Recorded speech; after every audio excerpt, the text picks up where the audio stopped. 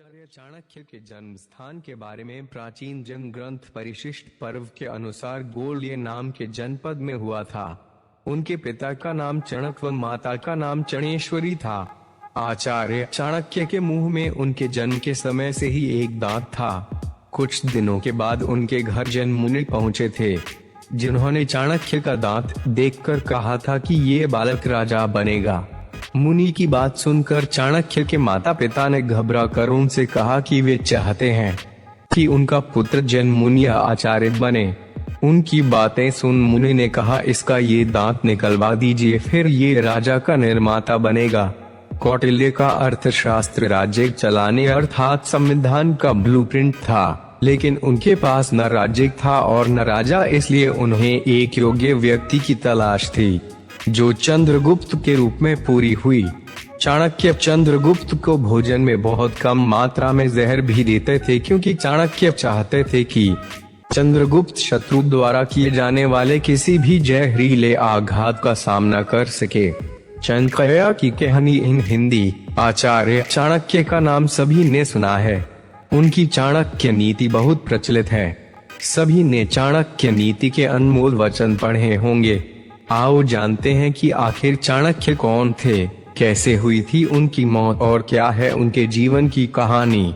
कौन थे चाणक्य? चाणक्य मगध सीमावर्ती गांव के एक साधारण ब्राह्मण के पुत्र थे। उनके पिता का नाम चणक था। पिता ने उनका नाम कौटिल्य रखा था।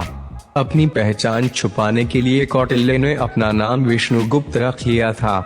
उन्होंने ही बाद में कौटिल्य नाम से अर्थशास्त्र लिखा और वात्सायन नाम से कामसूत्र लिखा।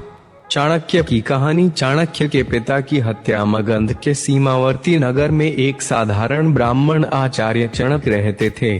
चणक मगध के राजा से असंतुष्ट थे। चणक किसी भी तरह महामात्य के पद पर पहुंचकर राज्य को विदेशी आक्रांताओं से बचाना चाहते थे। इसके लिए उन्होंने अपने मित्र अमात्य शुक्राचार्य से मंत्रणा कर धनानंद को उखाड़ फेंकने की योजना बनाई, लेकिन गुप्तचर के द्वारा महामात्य राक्षस और कात्यायन को इस षड्यंत्र का पता लग गया।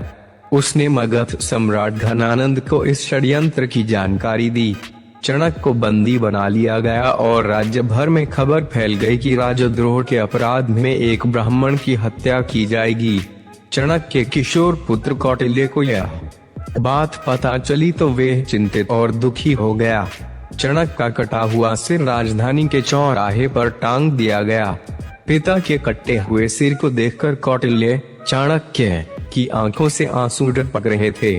उस वक्त चाणक्य की आयु 14 वर्ष थी। रात के अंधेरे में उसने बांस पर टंगे अपने पिता के सिर को धीरे धीरे नीचे उतारा और एक कपड़े में लपेट कर चल दिया। चाणक्य की शपथ अकेले पुत्र ने पिता का दाह संस्कार किया।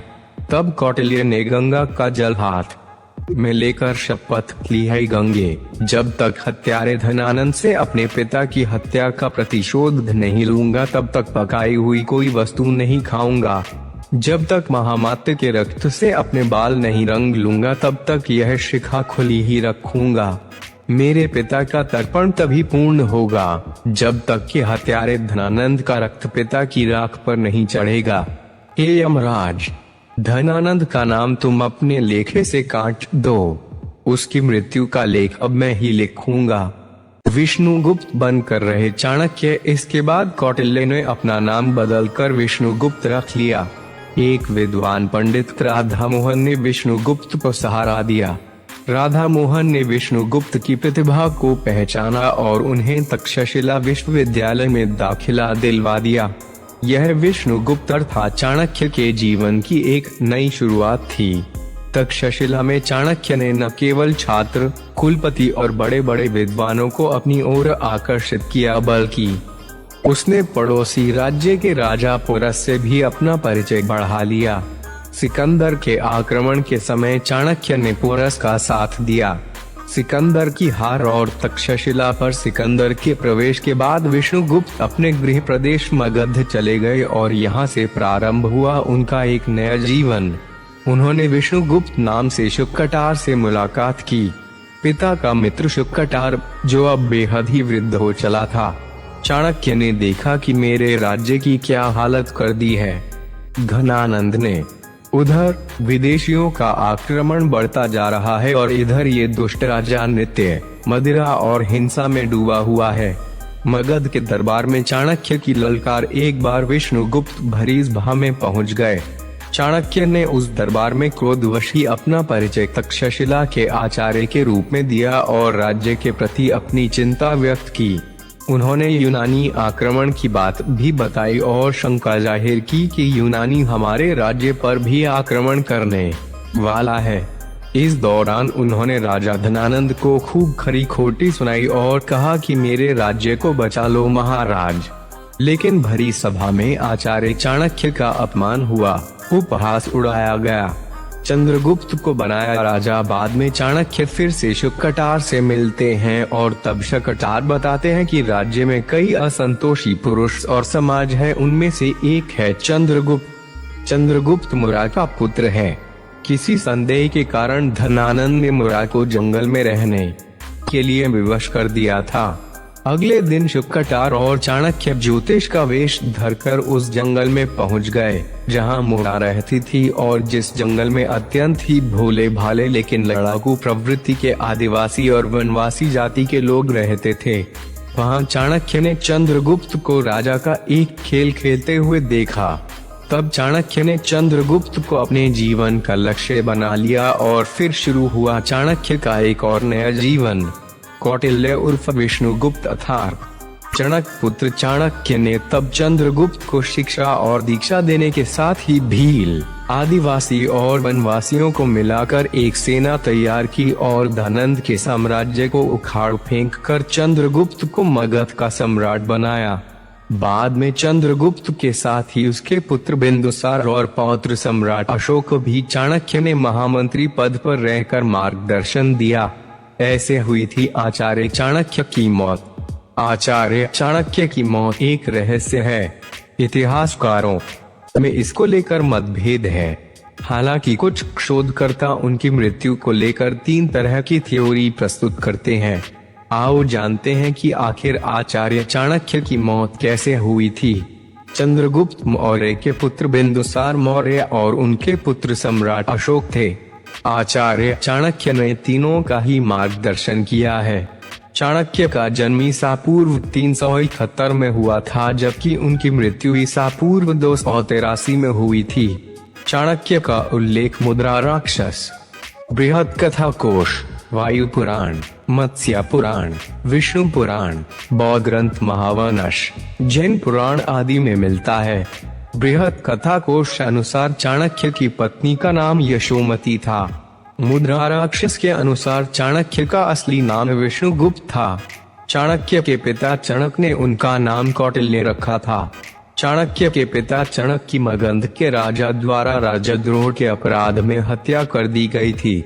चाणक्य ने तक्षशिला के विद्यालय में अपनी पढ़ाई पूरी की। कौटिल्य नाम से अर्थशास्त्र एवं नीति शास्त्र लिखा। कहते हैं कि वात्स्यायन नाम से उन्होंने ही कामसूत्र लिखा था।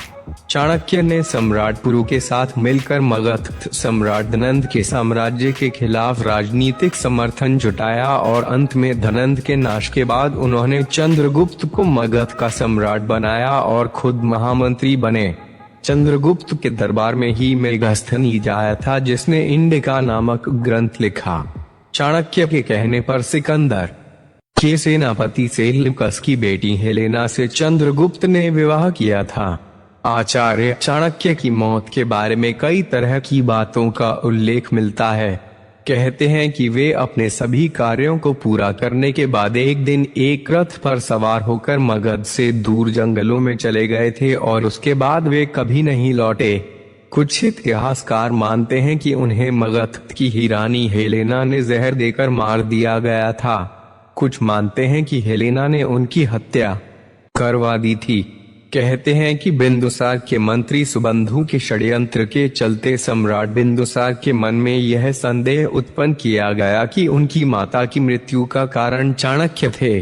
इस कारण धीरे धीरे राजा और चाणक्य में दूरियां बढ़ती गई और एक दिन चाणक्य हमेशा के लिए महल छोड़कर चले गए।